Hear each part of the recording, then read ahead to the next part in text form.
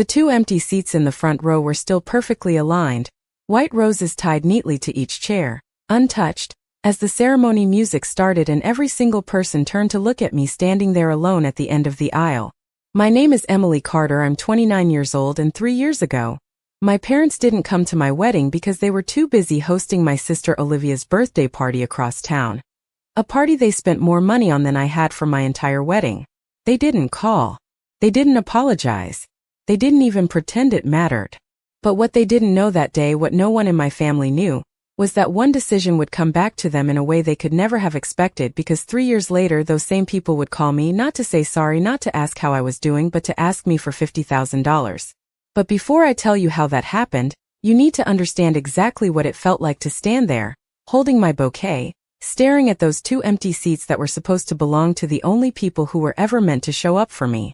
The venue was a small vineyard just outside Napa, nothing extravagant, just a simple ceremony with about 60 guests, string lights, wooden chairs, the kind of place that feels warm instead of impressive, because that was all I could afford on my own.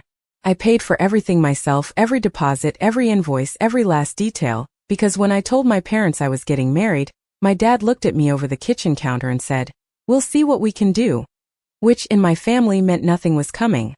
Meanwhile, Olivia was planning her 30th birthday party like it was a corporate event. A private venue in San Francisco, live band, custom cocktails, a guest list that included people my parents barely knew but desperately wanted to impress. I remember the exact moment everything shifted. It was 2 weeks before my wedding when my mom called me and said, "Honey, we might not make it to the ceremony. Olivia's event is the same weekend and it's already paid for." I thought she was joking. I actually laughed for a second because there was no way my parents would miss their own daughter's wedding for a birthday party. But she didn't laugh back. She just stayed quiet for a second and then added, "You understand, right? This is important for her. Important for her. Not for me. Not for the day I had been planning for a year. Not for the moment I was supposed to walk down the aisle and look out into the crowd and see my family there." I remember gripping my phone so tightly my hand started to shake and saying, "It's my wedding, Mom." And she sighed like I was being difficult, like I was asking for something unreasonable, and said, "Emily, don't make this harder than it needs to be." That was the moment I should have understood exactly where I stood in this family, but I didn't, not yet. I still thought maybe they would change their minds, maybe they would show up at the last minute, maybe those seats wouldn't stay empty. So I walked down that aisle anyway, step by step, smiling for the guests, pretending it didn't matter, pretending I wasn't counting every second they didn't walk through those doors. And as I stood there saying my vows, I told myself something I didn't fully believe yet, something that would take me years to understand. That day wasn't just my wedding. It was the day I stopped being their second choice, even if they had no idea yet. After the ceremony ended and the music faded, people came up to hug me, smiling, telling me how beautiful everything was, how proud my parents must be. And I nodded through every single one of those conversations like I was listening, like I was present. But all I could think about were those two empty chairs that no one else seemed to notice anymore. My husband, Daniel, squeezed my hand during the reception and whispered, "We will get through this." And I smiled back at him because he deserved that. He deserved a wife who was fully there on her wedding day, not someone quietly unraveling behind a practiced expression. But the truth was, something had shifted inside me. Something quiet but permanent, like a door closing without a sound. Later that night, after the last guest left and the staff started clearing tables, I checked my phone for the first time in hours, and there it was, a series of photos posted by Olivia, her party in full swing, string lights, champagne glasses, a live band on a stage that looked bigger than my entire venue, and right in the center of it all, my parents smiling, dressed like they were attending the most important event of the year. My mother had even captioned one of the photos, "So proud of our girl," with a heart emoji, and I stared at that sentence longer than I should have, trying to understand how those words could exist on the same day they chose not to show up for me. I did not call them that night. I did not text. I did not ask why. Because deep down I already knew the answer. I just had not been willing to accept it until that moment. The next morning my phone rang at exactly 9:12 a.m., my mother's name lighting up the screen like nothing had happened, like yesterday had been any normal day, and I let it ring for a few seconds before answering. "Honey, how was everything?" she asked, her voice light, casual, as if she had not missed the most important day of my life. I paused just for a second and said, "It was fine. Fine." That was the word I chose, not because it was true, but because it was the only word that did not require me to explain something she had already decided did not matter. She filled the silence quickly, talking about Olivia's party, how successful it was, how many people showed up, how the event planner said it was one of the best she had ever seen. And I stood there in my kitchen, still in yesterday's dress, listening to my own mother describe a celebration she chose over me. At one point I pulled the phone slightly away from my ear and just looked at it, wondering how a conversation like this could even exist. When she finally stopped, I said, "You missed my wedding." There was a pause, short but noticeable, and then she responded, "Emily, we already talked about this. Olivia needed us." Needed them. I repeated those words in my head like I was trying to translate them into something that made sense, but they did not. "I needed you too," I said quietly, and that was the first time my voice cracked.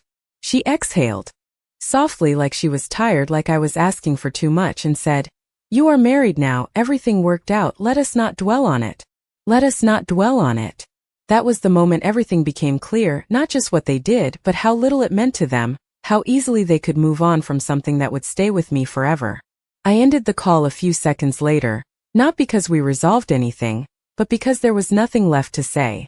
That day, I did something I had never done before. I stopped waiting. I stopped hoping they would change, that they would finally see me, that they would one day treat me the way they treated Olivia. Instead, I opened my laptop, sat at the small kitchen table in our apartment, and started mapping out a plan, not to prove anything to them, not to win their approval, but to build a life where their choices no longer had the power to define my worth.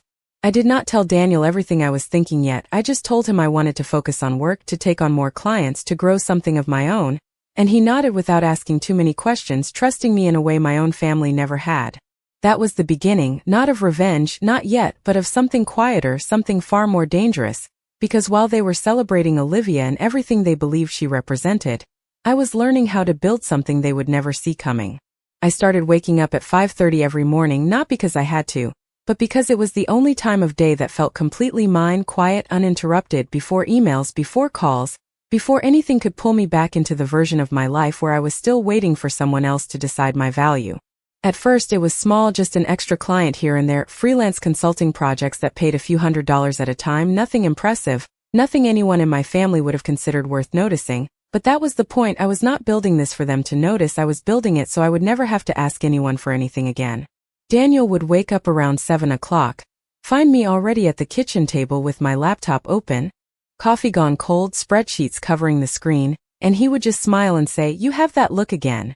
And I knew exactly what he meant, because I had not felt that way in years, focused, determined, like I was finally moving towards something instead of reacting to everything around me. The first 6 months were exhausting. I took on every project I could get, weekends, late nights, anything that came my way, and there were moments when I questioned if I was pushing too hard, if I was trying to prove something that did not even matter anymore.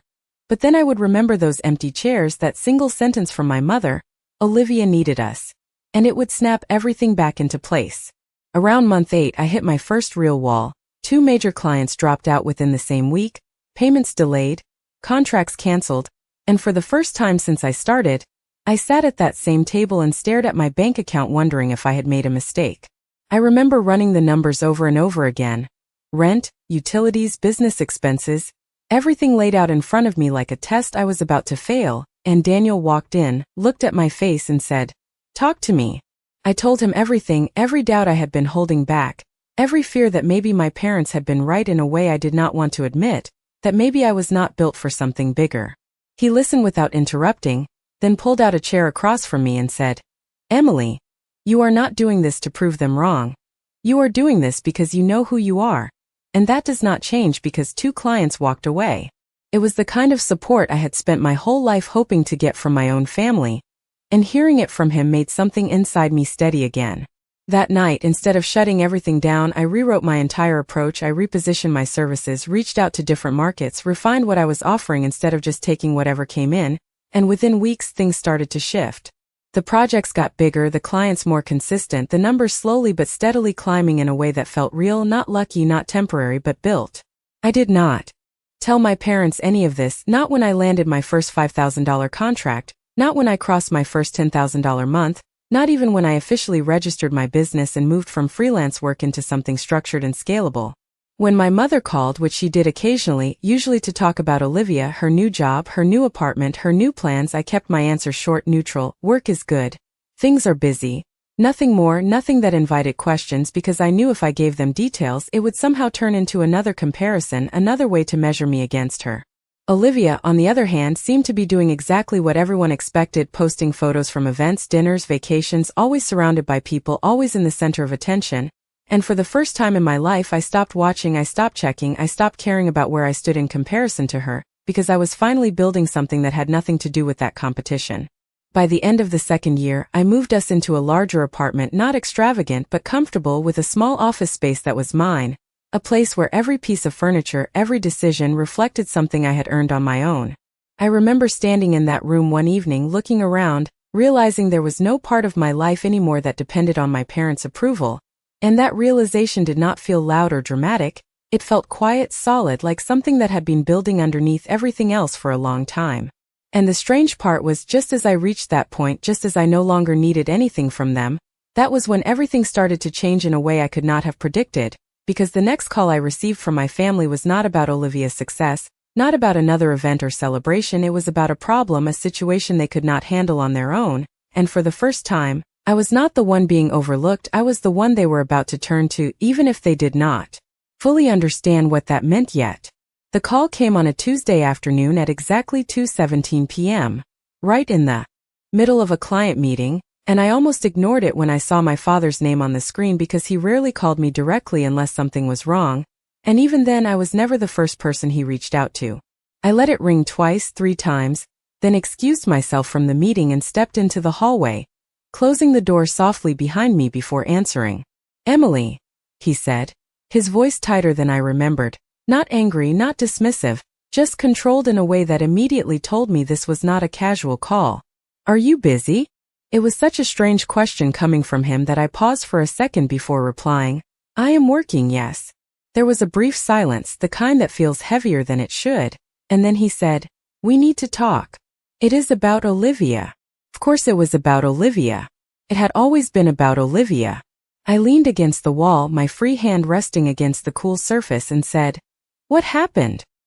He exhaled slowly, like he was choosing his words carefully, and for the first time in my life, I heard something unfamiliar in his tone, not authority, not certainty, but uncertainty, almost hesitation. "She is in a situation," he said. "Financial. Temporary but serious." I closed my eyes for a moment, letting that word settle, financial, because I already knew where this was going even before he said the next sentence. "We were hoping you could help." Help. That was the word he chose, not because it was accurate, but because it sounded softer than what he was really asking. "How much?"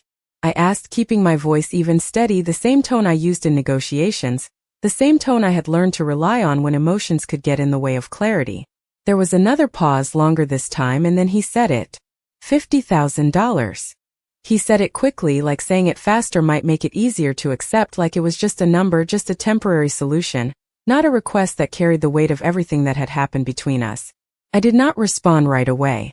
I just stood there in that hallway staring at the floor, letting the number echo in my mind, $50,000, the exact amount that 3 years ago would have been completely out of reach for me, the kind of number that would have felt impossible, and now it was something I could technically provide without destroying everything I had built.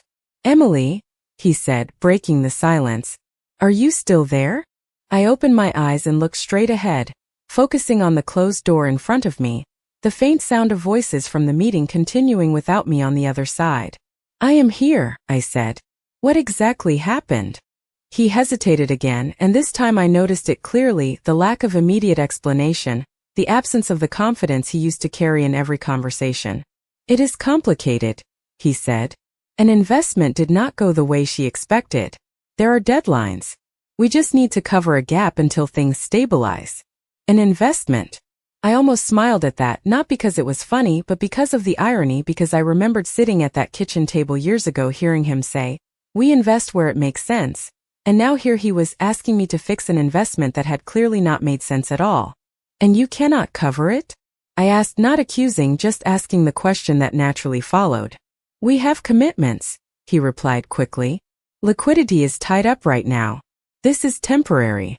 Temporary. Another word designed to make the situation sound smaller than it was.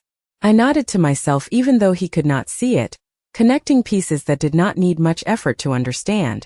Olivia, the parties, the lifestyle, the constant need to maintain an image, it all added up to something that could collapse much faster than it was built. "Why are you calling me?" I asked, and this time I let the question sit there, direct, unavoidable. There was no immediate answer, just silence on the other end of the line. And in that silence I realized something that shifted the entire conversation. For the first time, he did not have a prepared response. For the first time, he did not have control over how this interaction would unfold. When he finally spoke, his voice was quieter. "Because you are in a position to help," he said. "Not because I was his daughter. Not because he cared. Because I was useful." I let that settle, not as something that hurt, but as something that clarified everything. "I see," I said simply. And in that moment, standing in that hallway holding the phone in my hand, I understood exactly what this was, not a request, not an opportunity to reconnect, but a test, one that would define not just how they saw me, but how I chose to see myself moving forward. I did not answer him right away, not because I did not know what to say, but because for the first time in my life, I realized I had the space to choose how I wanted to respond instead of reacting the way I always had. In the past, I would have rushed to fill the silence, to make things easier, to prove that I was helpful, reliable, worth keeping around, but standing there in that hallway, I felt something different, something steady, like I no longer needed to earn my place in a conversation that had never really included me to begin with. "I will think about it," I said finally, keeping my tone neutral, professional, the same way I would respond to a client asking for something significant without enough context. There was a slight shift on the other end of the line, like he had expected something quicker, something more immediate. "We do not have much time," he added, a hint of pressure slipping into his voice. "Deadlines. Urgency. The same tactics used to make decisions feel unavoidable." "Then you should have called sooner," I replied, not sharply, just stating a fact, and the silence that followed told me he heard it clearly. I ended the call a few seconds later, not because the conversation was complete, but because I had already gathered everything I needed from it. When I walked back into the meeting, I picked up exactly where I left off, discussing numbers, timelines, deliverables, as if nothing had happened, and that was the moment I understood how much I had changed, because 3 years ago that call would have consumed me, it would have followed me into every thought, every decision, but now it sat in the background, important but not overwhelming. That evening I told Daniel everything, every word, every pause, every shift in tone that I noticed, and he listened the same way he always did, fully present, without interrupting, without trying to immediately solve it for me. When I finished, he leaned back slightly and asked one simple question. "What do you want to do? Not what should you do? Not what is the right thing? What do you want?" It was such a simple question, but it was one I had never really been asked before in this context, not by my family, not by anyone who expected something from me. I sat there for a moment, staring at the edge of the table, and realized I did not have an immediate answer, not because I was confused, but because for the first time the answer actually mattered. "I do not know yet," I said honestly. "I just know I am not going to make a decision based on guilt." He nodded, like that was exactly what he had hoped to hear. The next day my mother called, which was not surprising, but the tone of her voice was different from before, softer, more careful, like she was stepping into unfamiliar territory. "Your father mentioned he spoke with you," she said, easing into the conversation instead of directing it. "It is a difficult situation for Olivia." I let her speak, not interrupting, not reacting, just listening as she explained how stressful everything had been, how unexpected the situation was, how much pressure they were under to resolve it quickly. Not once did she mention my wedding. Not once did she acknowledge the past. It was as if those events existed in a separate timeline that had no connection to this moment. "We are a family," she said at one point, her voice softening even more, leaning into a familiar phrase that used to carry weight for me. "We help each other when it matters." I almost smiled when she said that, not because it was comforting, but because of how selective that definition had always been. "I see," I replied, the same words I had used with my father, calm, neutral, giving nothing away. "Emily," she continued, "your sister is really counting on this." There it was again, Olivia at the center, Olivia as the priority, Olivia as the reason everything else should adjust. I walked over to the window, looking out at the street below, people moving through their day, completely unaware of the conversation happening above them, And I realized something that made everything feel unexpectedly simple. This was not about the money. Not really. It was about whether I would step back into the role they had always assigned me.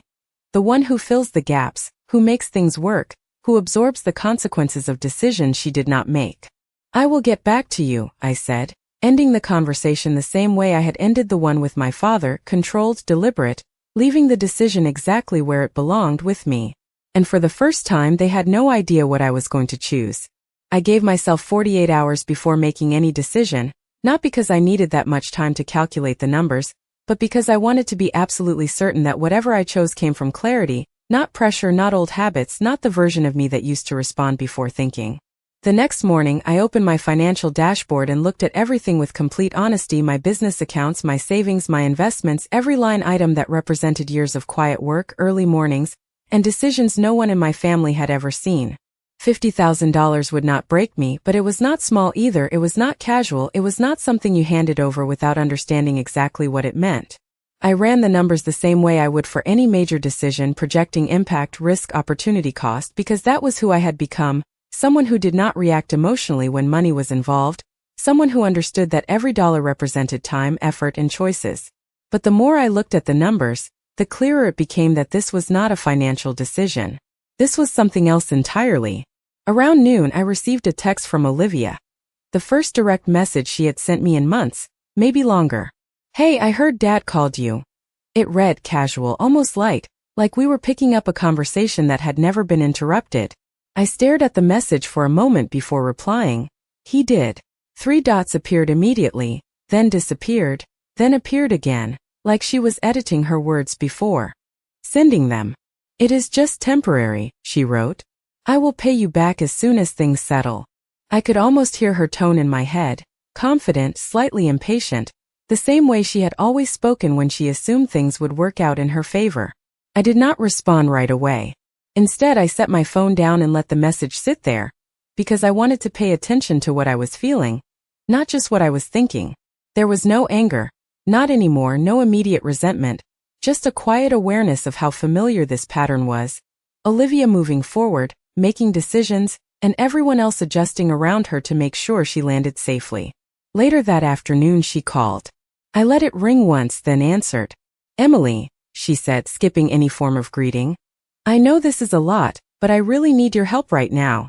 Her voice carried urgency but not vulnerability, not the kind that comes from truly recognizing someone else's position. It was the kind that comes from expecting a solution. "What exactly happened?" I asked the same question I had asked our father, but this time I wanted to hear her version. She explained quickly, something about a business deal, a partnership that fell through, a deadline that could not be extended. And as she spoke, I noticed the same pattern again, details that sounded important but avoided responsibility, words that explained the situation without fully owning it. "It is just a bridge," she said at the end. "I just need to get through this part." A bridge. Another word designed to make the gap seem smaller than it was. "And you cannot cover it yourself?" I asked. There was a slight pause, then she said, "Not right now, everything is tied up." The same phrasing, almost identical to what our father had said, like they had already aligned their explanation before reaching out to me. I walked over to my desk, resting my hand on the edge, grounding myself in the space I had built, the space that existed because I had learned to stop relying on them. "Why do you think I should help?" I asked, and this time I let the question carry its full weight. There was a longer silence on her end, and for a brief second I wondered if she would actually answer honestly, if she would acknowledge anything beyond the immediate situation. "Because we are family," she said finally, the same phrase my mother had used, the same reasoning repeated again like a script they all followed when it was convenient. I closed my eyes for a moment, not in frustration but in recognition, because that sentence, that exact sentence, had never applied to me when I needed them. "Family," I repeated quietly, and in that moment, everything connected in a way it never had before, not as a source of pain, but as a clear line between what had been and what I was about to decide next. I did not answer Olivia immediately after she said that word, family, because I wanted to give it the space it deserved, not as something emotional but as something factual, something that could be measured against everything that had already happened. I walked slowly across the room, past the desk, past the window, letting the silence stretch just long enough for her to feel it, not as punishment, but as a reflection of the weight behind what she had just said. That word did not seem to matter 3 years ago, I said finally, my voice calm, steady, not raised, not sharp, just clear. There was a pause on the other end, shorter this time, like she had expected resistance but not that specific direction. Emily, that was different, she replied quickly, almost defensively. This is serious. I almost smiled again, not out of humor but out of recognition, because everything was always different when it involved her. Everything carried more urgency, more importance, more justification. My wedding was serious too, I said, and this time I did not soften it. I did not adjust my tone to make it easier for her to hear. There was another pause, longer now, and I could feel the shift in the conversation, the point where she realized this was not going to follow the pattern she was used to. We cannot go back to that, she said, her voice tightening slightly. That does not help anything right now. And that was the moment I understood something even more clearly, not just that they did not value what happened, but that they expected me to move past it without ever addressing it, to step into the role they needed without questioning how I had been treated before. I leaned back against the wall, crossing my arms, grounding myself in the decision I was starting to form. It helps me understand why you are asking, I replied, keeping my voice level controlled. She exhaled sharply, a small sound, but enough to reveal her impatience. Look, I am not trying to argue about the past, she said. I just need help right now, and you are in a position to do it. There it was again, not a request built on connection, not an acknowledgement of anything beyond the immediate need, just a statement of utility, of what I could provide. I closed my eyes for a brief second, not to escape the moment but to center myself in it, because I could feel two versions of myself pulling in different directions, the one who had spent years trying to be enough for them, and the one who had spent the last 3 years building a life that did not depend on their approval. When I opened my eyes again, the answer was no longer unclear. I am going to ask you something, I said, and my voice did not waver. If the situation were reversed, if I called you and said I needed $50,000, would you give it to me without hesitation? There was no immediate response, no quick reassurance, no automatic yes, just silence, and in that silence I found everything I needed to know. I did not interrupt it. I did not fill it. I just let it sit there between us until she finally said, "That is not the same." Not the same. Those 3 words landed exactly where I expected them to, confirming what had always been true, just never spoken out loud. You are right, I said quietly. It is not the same. I let that settle for a second before continuing, not raising my voice, not changing my tone, just stating what had already become clear. Because when I needed you, you chose something else. There was no anger in my words, no accusation, just a statement of fact, and I could feel the difference in how it landed, not as something she could argue with, but as something she could not easily dismiss. Emily. She started, her voice softer now, shifting again, searching for a different approach. This is not about choosing. This is about helping each other when it matters. I shook my head slightly, even though she could not see it. That is exactly what this is about, I said. And in that moment I realized I was no longer trying to make her understand. I was simply explaining the decision I was about to make, not for her, not for my parents, but for myself, because for the first time I was not reacting to what they needed. I was deciding what I was willing to give, and those were not the same thing. Then listen carefully, I said, and for the first time since the conversation started, I shifted from asking questions to setting terms, not aggressively, not emotionally, just clearly, the way I handled every serious decision in my business. There was a subtle change on the other end of the line, a pause that felt different, like she realized this was no longer a conversation she could steer. I am willing to help, I continued, letting those words land first, because I knew exactly how they would sound to her, like relief, like confirmation, like the outcome she had expected from the beginning. But I did not stop there. Under specific conditions. The silence that followed was immediate and noticeable, not empty but waiting, cautious. What kind of conditions? She asked, her voice slower now, more measured, like she was recalibrating. I walked over to my desk and sat down, resting my hand on the edge, grounding myself in the same place where I had built everything they were now asking me to use. This is not a gift, I said. It is a structured loan. I could almost hear her processing that, the shift from assumption to reality. Okay, she replied, but the word carried hesitation, not agreement. What does that mean? I opened the document I had prepared earlier that morning, a simple outline, nothing complicated, just clear, direct terms. It means there will be a written agreement, I said.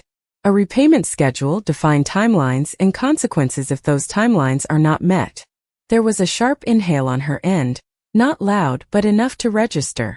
Emily, that feels a little extreme, she said, and there it was, the pushback, the expectation that I would soften, that I would adjust to make things more comfortable for her. No, I replied calmly. What is extreme is asking someone for $50,000 and expecting it to come without structure. I did not raise my voice. I did not rush the words. I just let them sit there, clear and undeniable. This is family, she said again, but this time the words sounded different, less confident, more like a last attempt than a foundation. Exactly, I said. And that is why it should be handled properly. There was another pause, longer this time, and I could feel the tension building, not explosive, not dramatic, just quiet resistance meeting something it was not used to encountering. What else? She asked finally, her tone more controlled now, more careful. I leaned back slightly in my chair, not out of hesitation but out of certainty. You will need to explain exactly where the money is going, I said. Not in general terms. In detail. I want to understand the situation fully before I commit to anything. She exhaled slowly, and I could hear the shift again, the realization that this was not going to be quick, not going to be easy, not something she could move through without accountability. Do you not trust me? She asked, and this time the question was softer, more personal, like she was trying to bring the conversation back to something emotional. I did not answer immediately. Instead, I let the question exist for a moment, because it deserved to be heard exactly as it was asked. Trust is built on patterns, I said finally, my voice steady. And I am responding to the patterns I have experienced. There was no anger in that sentence, no accusation, just clarity, and I could feel how differently it landed compared to anything I might have said years ago. This is not how people usually help each other, she said quietly. This is how professionals handle serious financial decisions, I replied. And that was the truth of it, the line that separated who I had been from who I had become. I was no longer operating from obligation, from expectation, from the need to prove anything. I was operating from structure, from boundaries, from a clear understanding of what I was willing to give and under what conditions. The conversation stayed quiet for a few seconds after that, not because there was nothing to say, but because everything important had already been said. I will need to talk to Mom and Dad, she said finally. Of course, I replied. Take your time. And as I ended the call, placing my phone down on the desk in front of me, I realized something that felt almost unfamiliar in its simplicity. For the first time, I had not just responded to my family. I had defined the terms of how they could interact with me, and whether they accepted those terms or not was no longer something I needed to control. They did not call me back that day or the next, and for the first time I did not feel the urge to follow up, to check in, to make sure everything was moving forward, because I had already done my part. I had made an offer clearly, fairly, and what happened next was entirely up to them. That absence of urgency felt unfamiliar at first, like I was leaving something unfinished, but as the hours passed, it settled into something else, something steadier, the understanding that I was no longer responsible for managing their expectations or their reactions. On the third day, my father called again, earlier this time, just after 8 a.m., and I answered while standing in my office, looking out at the street below, the morning traffic moving in predictable patterns, a quiet contrast to the tension I knew was about to unfold. Emily, he said, his tone more direct than before, less hesitation, more structure, like he had already decided how this conversation needed to go. We reviewed what you said. I nodded slightly, even though he could not see me. And? I asked, keeping my voice neutral. There was a brief pause, then he continued. The conditions are unexpected. Unexpected. Not unreasonable. Not unfair. Just unexpected because they had never been applied to me before. They are standard, I replied. For this kind of amount. He exhaled slowly, and I could almost picture him adjusting his posture, preparing to push back in the way he always had, through logic, through authority. This is not a business transaction, he said. This is your family. I let that sentence sit there for a second, not reacting to it, not correcting it immediately, just allowing the contrast between what he said and what had actually happened to exist in the space between us. You are the one who made it about value, I said finally, my voice calm, measured. I am just responding accordingly. There was silence again. Heavier this time, not uncertain but resistant. Your sister is under a lot of pressure, he added, shifting the angle, bringing the focus back to Olivia, as if that alone should change the terms. I understand that, I said, which is why I am willing to help. Another pause. But not like this, he replied. There it was, the refusal, not loud, not emotional, just firm, like he expected that statement to be enough to reset the situation. I leaned slightly against the edge of my desk, crossing one arm over the other, grounding myself in the clarity I had already reached. Then you are choosing not to accept the help I offered, I said, not as a challenge, not as a threat, just as a simple fact. He did not respond immediately, and in that silence I could feel the shift again, the moment where control was no longer entirely his. You are making this more complicated than it needs to be, he said finally, and there was a slight edge to his voice now, not anger but frustration, the kind that comes when something does not follow the expected path. No, I replied quietly. I am making it clear. The words landed differently than anything I had said to him before, not defensive, not reactive, just direct, and I could feel that difference even in the silence that followed. We raised you better than this, he said, and that sentence might have worked on me once, might have pulled me back into that familiar space of proving myself, of trying to align with what he believed I should be. But standing there in my office, in a space I had built entirely on my own, it felt distant, almost irrelevant. You raised me to understand value, I said. I am applying that lesson now. There was nothing for him to counter that with, not without contradicting everything he had ever said before, and I could hear it in the way the conversation slowed, the way his responses became less certain. So that is your final position, he asked, and this time there was something different in his tone, not authority, not expectation, but a question, something that had rarely existed between us before. I did not hesitate. That is my position, I said, and as the words settled into the space between us, I realized something that felt both simple and profound at the same time. This was not just about money, not just about a decision. This was the first time I had set a boundary that they could not ignore, could not redefine, could not move around to fit their needs, and whether they accepted it or not was no longer something I needed to influence, because for the first time the outcome did not define my place in this family, my decision did. He ended the call shortly after that, not abruptly, not dramatically, just with a quiet finality that told me he had reached a conclusion, even if it was not the one he wanted. We will handle it, he said, and for the first time there was no expectation in his voice, no assumption that I would step in anyway, just a statement, controlled, contained, and then the line went silent. I stood there for a moment after the call ended, my phone still in my hand, staring at the reflection of the room in the dark screen, half expecting to feel something heavier, something sharper, but what I felt instead was something much simpler, a kind of clarity that did not require effort to hold on to. I placed the phone down on my desk and went back to work, not as a distraction, not as avoidance, but because there was nothing left to resolve in that moment. The decision had been made, the boundary had been set, and for the first time I did not feel the need to revisit it. The next few days were quiet, no calls, no messages, no updates, and that silence was different from before. It was not the kind that came from being ignored, it was the kind that followed a closed door, a clear line that both sides understood even if they did not agree with it. Daniel noticed it before I said anything, the way he always did, the slight shift in my routine, the absence of tension that had been there earlier in the week. It is done, I told him one evening as we sat on the couch, the city lights visible through the window behind us. He nodded, not asking for details, not needing them. How do you feel? He asked. I thought about it for a second, not searching for the right answer, just observing what was actually there.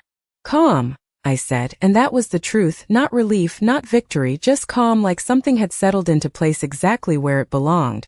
A week later I saw Olivia's name appear on my phone again. Not a call this time, just a message. We figured something out, it read, followed by, you did not have to make it so difficult. I read it once, then again, noticing the phrasing, not relief, not acknowledgement, just a subtle shift of responsibility back toward me, as if the difficulty had come from my response, not the situation itself. I did not reply immediately. I set the phone down and let the message sit there, the same way I had with every other decision in the past few days, giving it space instead of reacting to it. Later that afternoon my mother called, Her voice lighter than before, almost careful. "Everything is resolved," she said, as if she was delivering good news that would bring us back to some kind of normal. "Olivia managed to work something out with her partners." I listened without interrupting, hearing the details, the relief in her tone, the way she framed the situation as something that had been challenging but ultimately handled. "That is good," I said, and I meant it, not because I was invested in the outcome the way I might have been before, but because it was simply true. There was a brief pause, then she added, "It would have been easier if you had helped." I closed my eyes for a second, not in frustration but in recognition, because even now, even after everything, the pattern was still there, the expectation that I would carry part of the weight of their decisions. "It would have been different," I replied, choosing my words carefully, not to correct her, but to state my position clearly. She did not respond right away, and for a moment I wondered if she was finally considering what that meant, not just in this situation but in everything that had led up to it. "We will talk soon," she said finally, and then the call ended. I placed my phone down again, looking at it for a moment longer than necessary, not because I was waiting for it to ring again, but because I was recognizing something that had taken me years to understand. Nothing about them had changed. Not really. The difference was me. The way I responded. The way I decided. The way I defined what I was willing to give and what I was not. And as I stood there in my office surrounded by everything I had built, I realized that this was the real shift, not the money, not the outcome, but the fact that for the first time I had chosen myself without hesitation, without apology, and without needing anyone else to understand why. 2 weeks passed without any real contact, not the kind that mattered, just occasional messages in the family group chat, updates about schedules, small things that felt almost rehearsed, like everyone was pretending nothing significant had happened, and for the first time I did not feel the need to engage with it beyond a simple acknowledgement. I responded when necessary, briefly, politely, but I no longer tried to fill the space, no longer tried to maintain a connection that had always required me to give more than I received. One Sunday afternoon my mother invited us to dinner, the first time since everything had unfolded, and I hesitated for a moment before agreeing, not because I felt obligated, but because I wanted to see what this would look like now, after everything had been said without actually being said. The house looked exactly the same when we arrived, the same driveway, the same front door, the same carefully maintained appearance of stability, as if nothing inside it had ever shifted. My father greeted us at the door, his expression neutral, controlled, not cold, but not warm either, and my mother followed, offering a smile that felt practiced, like she had rehearsed it before we arrived. Olivia was already there. Sitting at the kitchen island, her phone in her hand, glancing up as we walked in, her expression unreadable for a brief second before she smiled as well, a quick, contained gesture that did not quite reach her eyes.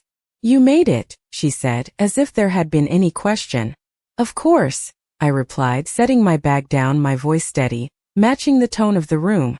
Dinner was quiet at first, the kind of quiet filled with small conversations, safe topics, work updates, general comments that avoided anything real, anything that might shift the atmosphere into something less controlled. My father asked about my business, something he had never done before in any real detail, and I answered simply, not minimizing it, not expanding it, just stating facts, letting the information exist without trying to shape his reaction to it. "That is good," he said, nodding once, and I noticed the way he held that response, measured, like he was adjusting to something unfamiliar. Halfway through the meal, Olivia set her fork down and leaned back slightly, her gaze moving from me to our parents and back again, and I could feel the shift before she even spoke.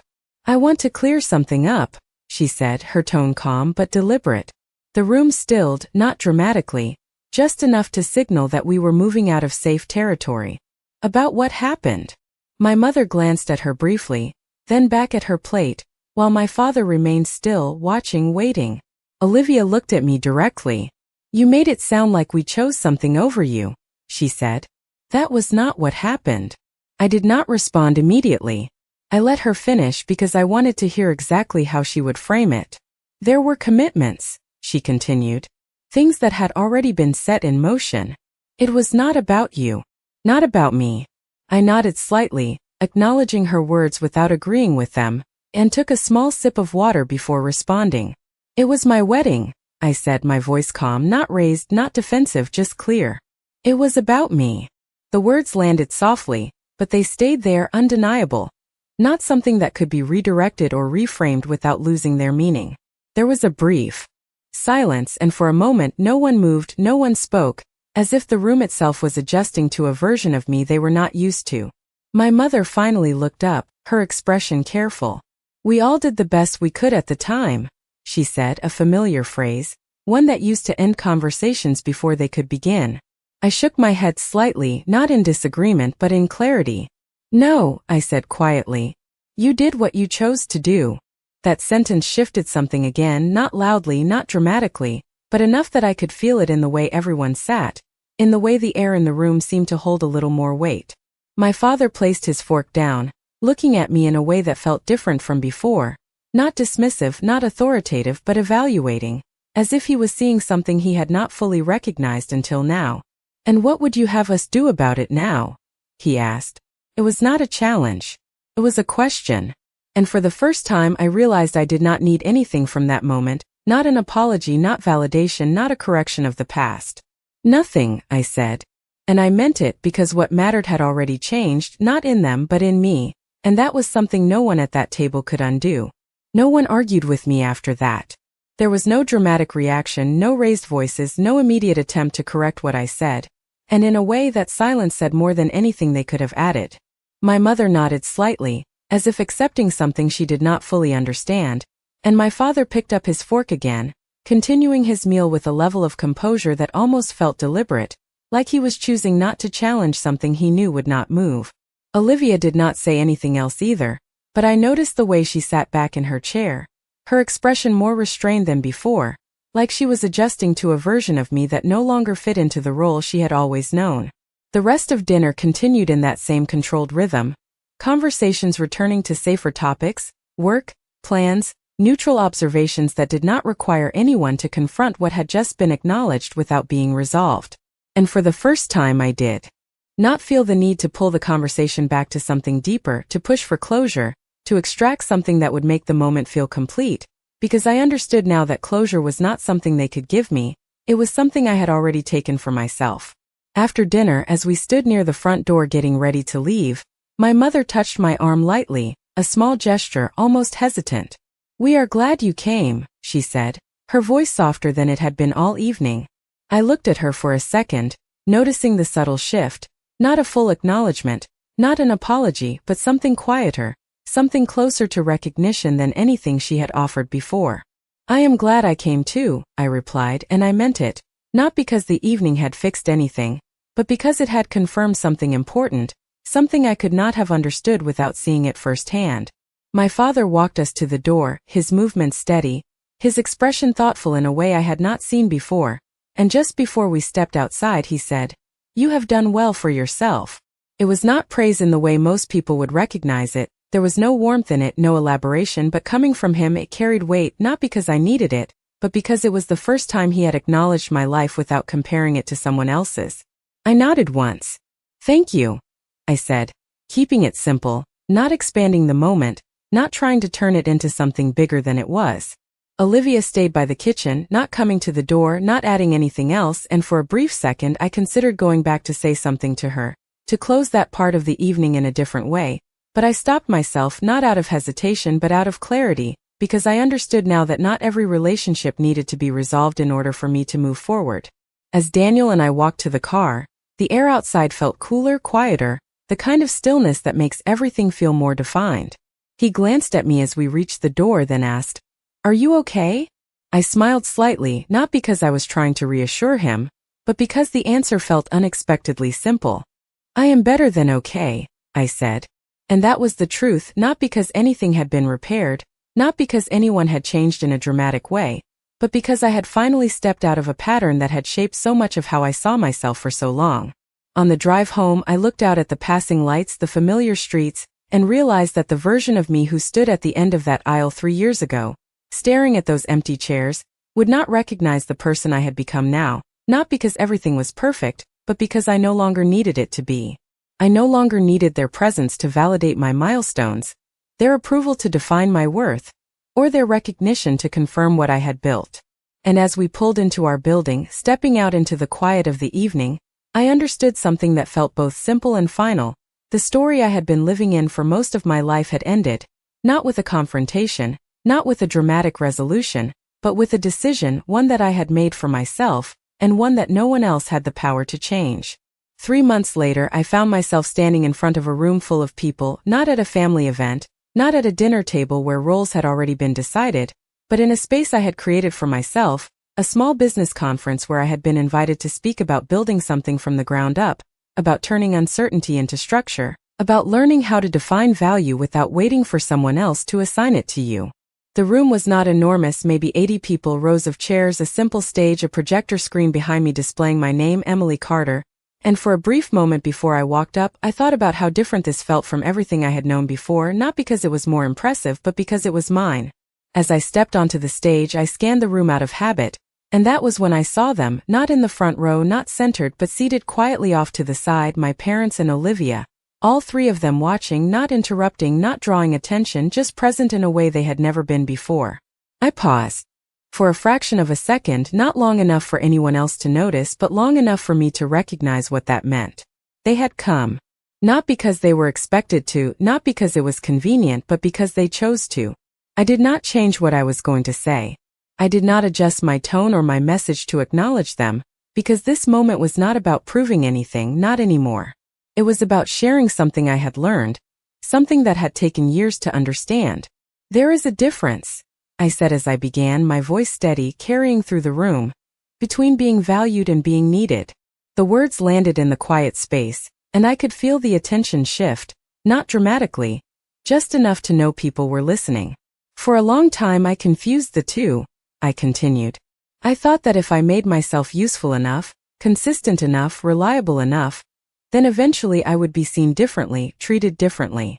I let that sit for a second before continuing, not rushing, not filling the silence unnecessarily. But being needed is not the same as being valued. Being needed means you solve problems. Being valued means you are recognized even when there is no problem to solve. I did not look directly at them as I spoke, but I was aware of their presence in a way that did not distract me, just anchored the words in something real. The turning point for me, I said, was realizing that I had control over one of those things but not the other. I could not force anyone to value me, but I could decide how I responded to being needed. The room remained quiet, attentive, and I continued, explaining the decisions, the boundaries, the shift from reacting to choosing, from waiting to building, from hoping to defining. When I finished, there was a moment of stillness before the applause started. Not overwhelming, not exaggerated, just genuine, steady, the kind that feels earned rather than expected. After the session, people came up to talk, to ask questions, to share their own experiences, and I stayed present in those conversations, fully engaged, not distracted by anything else. It was not until the room had mostly cleared that I turned and saw them walking toward me, my mother slightly ahead, my father just behind her, Olivia a step to the side, all three of them moving with a kind of hesitation that felt unfamiliar. "That was very good," my father said, his words measured, but sincere in a way that did not require embellishment. My mother nodded, her expression softer than I had ever seen it, not performative, not rehearsed, just present. Olivia did not speak right away, but when she did, her voice was quieter than I expected. "I did not realize," she said, then stopped, as if she was not sure how to finish the sentence. I looked at all three of them for a moment, not searching for something, not waiting for more, just observing what was actually there. And then I smiled, not broadly, not dramatically, just enough to acknowledge the moment. "It is okay," I said. And for the first time I meant that without needing anything in return, because what I had built, what I had become, did not depend on whether they fully understood it or not. As they stood there, in that space that existed entirely outside the old patterns, I realized something that felt simple and complete. They had finally shown up, but not for my wedding, not for a moment defined by expectation. They had shown up for who I had become, and by that point I no longer needed them